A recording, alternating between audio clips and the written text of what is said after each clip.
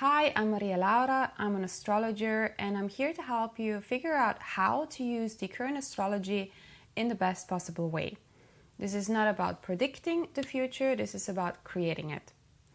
So we have a wonderful big Pisces full moon and partial lunar eclipse happening very soon on August 27th in the evening, 9:18 p.m. Pacific Daylight Time at almost 5 degrees of Pisces. So this is going to be extra powerful for you if you have any planets around 5 degrees of the mutable signs, so especially Pisces, but also Sagittarius, Gemini, or Virgo. So I would say anything from the very early degrees to maybe almost 10 degrees of Pisces, because eclipses have a bigger impact, so we can have a bigger orb. If you don't know what I'm talking about, I'm going to link a video where you can find out how to find these points in your birth chart and to have a better understanding what that really means for you. So in this video, I'm going to break down the 3 main themes first, and then we're going to go into the houses and see what might come up for you depending where this eclipse falls in your chart. So the first theme, embrace endings. So if you think of an eclipse, it's almost like a reset. And these full moon lunar eclipses, they bring about a big ending. Now, of course, every ending comes with a beginning, but here this is a great opportunity to release old things. So what comes to mind for me is when I finished high school. Maybe you can think back when you finished school, how that was. There's a sense of heaviness that this chapter is over now, and at the same time, this real excitement of what's going to come. So this is kind of the feeling that we're expecting around this time. And I would like you to think back over the last 2 years while the moon's nodes were traveling in Pisces and Virgo, and we were having these eclipses in Pisces and Virgo. So what has happened ever since September 2024? What has developed in your life, especially around Pisces and Virgo themes? So this is about worrying versus going with the flow, for example. And now, depending on where it falls in your chart, which we're going to go into later, this will get a little bit more clear. But see what is coming to an end in your own life, or what you would like to really let go around this time. So you can go as far back as the last 2 years, but even further. In a way, this Pisces eclipse kind of brings back some of those feelings and some of those lessons that we were going through when Saturn moved into Pisces, and even before that when Neptune moved into Pisces in 2011, so a long time ago. So we were learning a lot about Pisces themes. So what are Pisces themes? So Pisces, the best way for me to describe it is when you are sitting at a beach and you're looking out into the water and you're kind of merging with everything that is, and you're kind of losing your sense of self.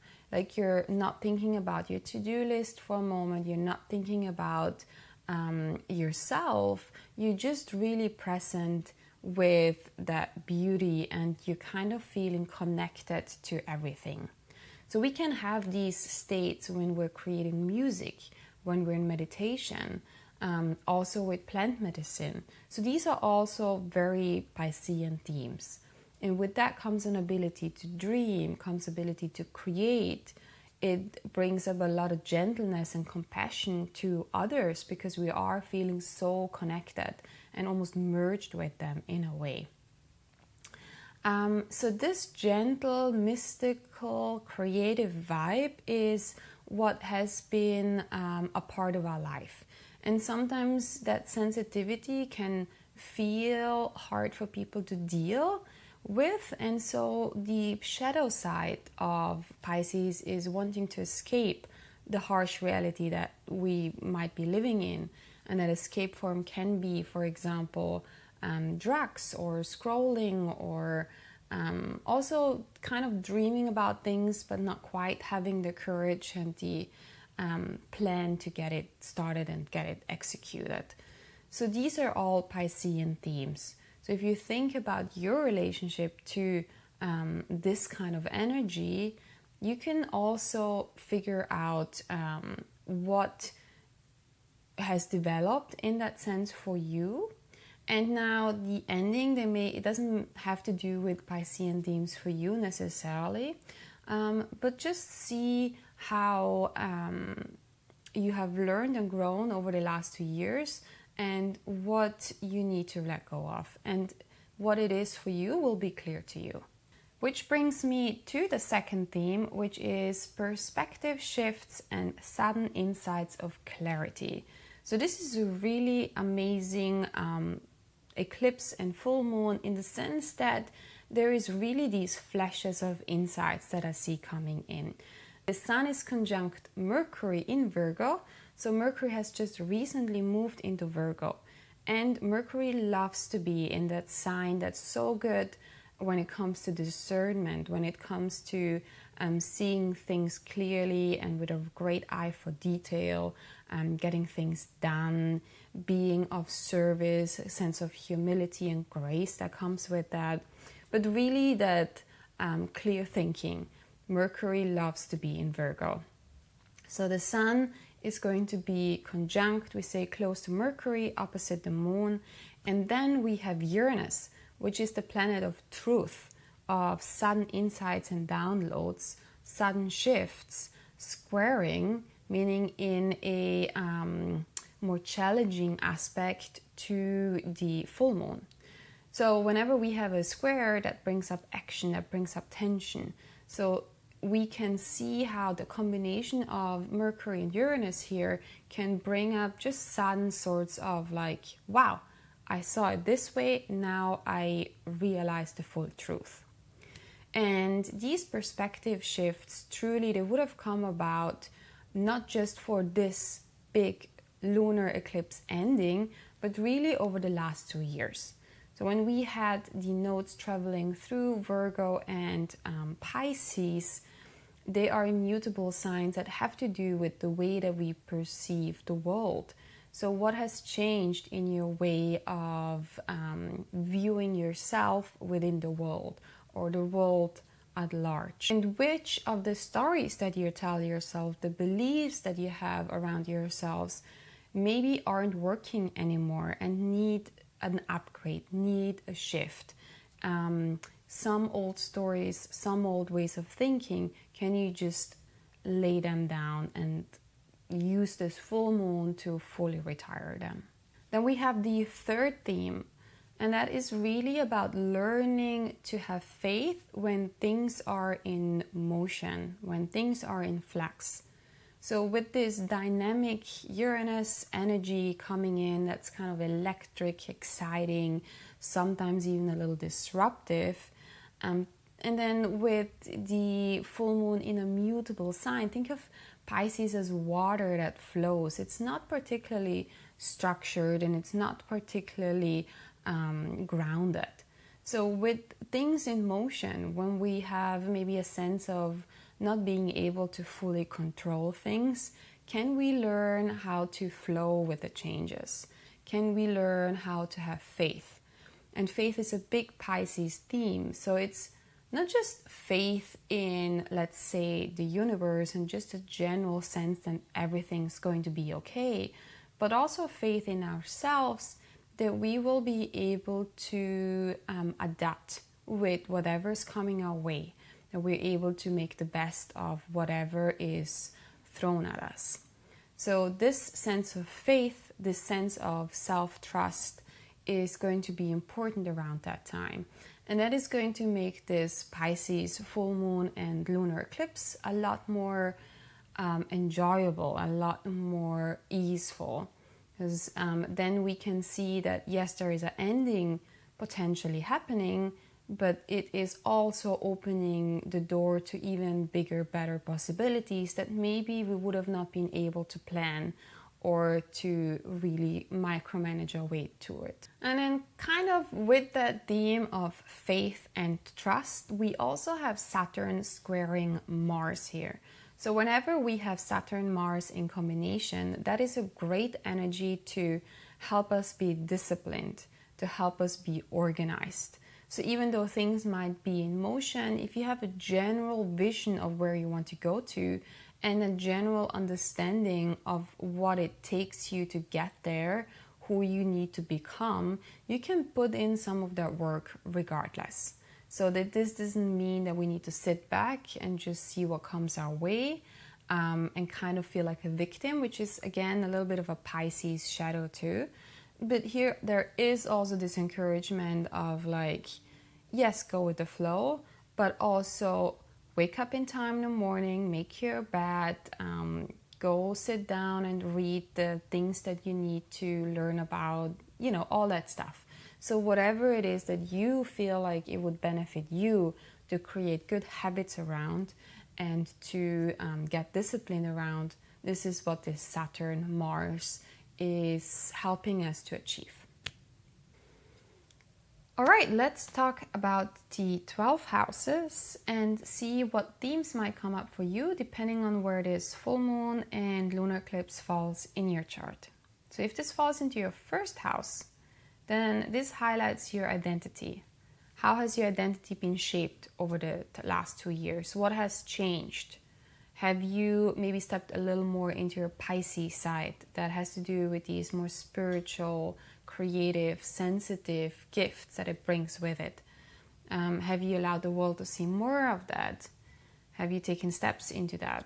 For me, for example, I have my Pisces is in my first house, and I started my astrology professionally during the first eclipse in Pisces 2 years ago, and now it is coming to another fruition around this time.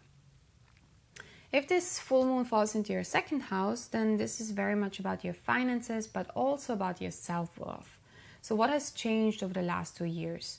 Have you learned that trust the ebb and flow of money coming in and money coming out, and that you'll always be fine? Have you maybe put some of your Piscean gifts into the way that you make money and an income for yourself? And have you built up your self-worth, knowing that you can care for yourself and that you're always protected and guided?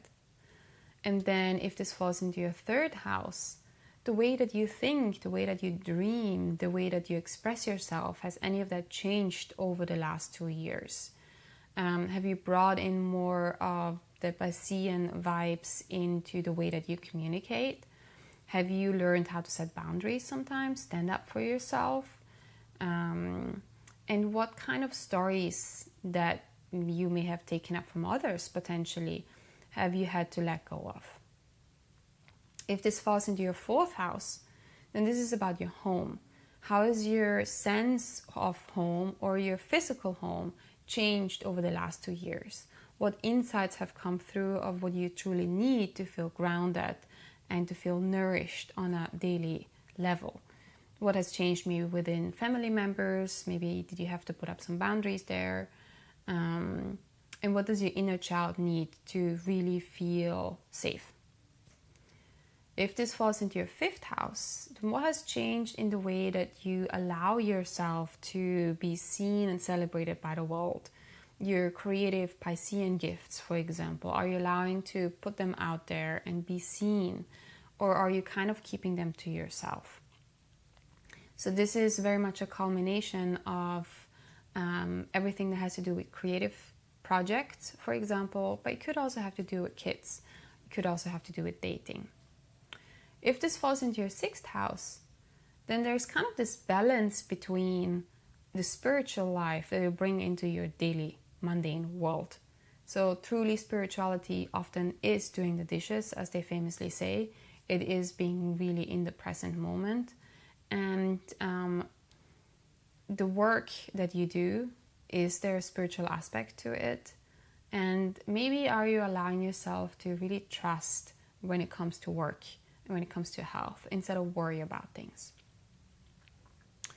And then when it comes to your seventh house, if this falls into your seventh house, relationships may have gone under a change over the last 2 years, especially how you see yourself versus how you see yourself in a relationship. With Pisces there, you want a dreamy, mystical, beautiful, romantic relationship. but sometimes there is a bit of a danger of projecting this ideal onto the partner.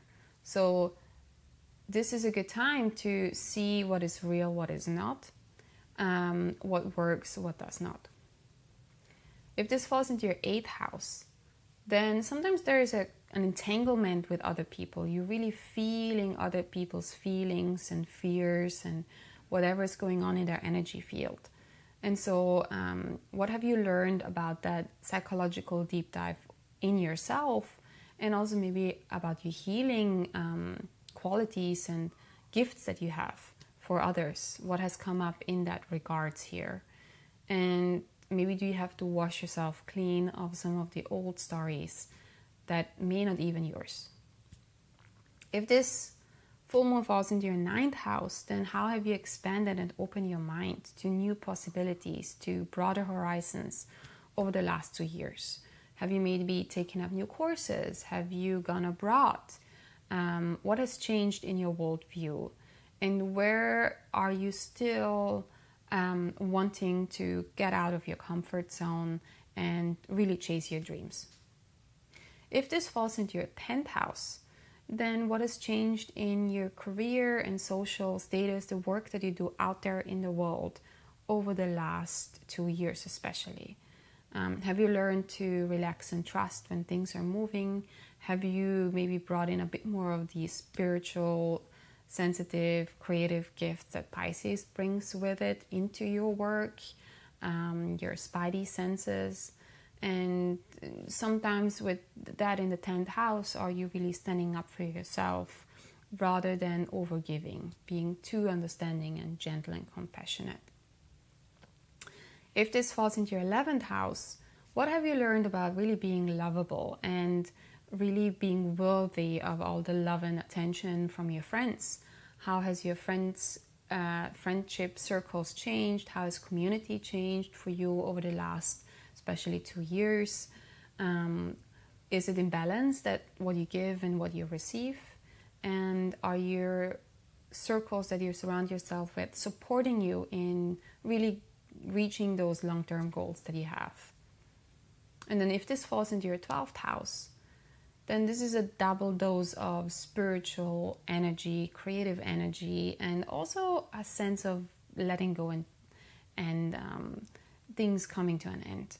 So what has come to an end over the last 2 years? And have you allowed yourself to trust that it is okay because it's making space for something new? Where have you discovered more of your inner world, your dreams, your creative inspiration, and maybe a pull towards helping people that are on the outskirts of society, that are not fully seen by a lot of people? So these are all expressions of the 12th house.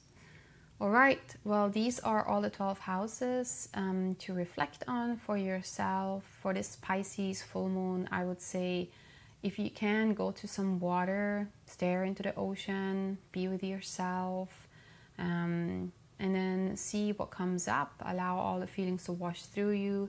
If you're not close by to any natural water, take a bath, put some salt in there, and really cleanse yourself free from whatever you need to let go of. Thank you so much for watching, and I'll see you next time.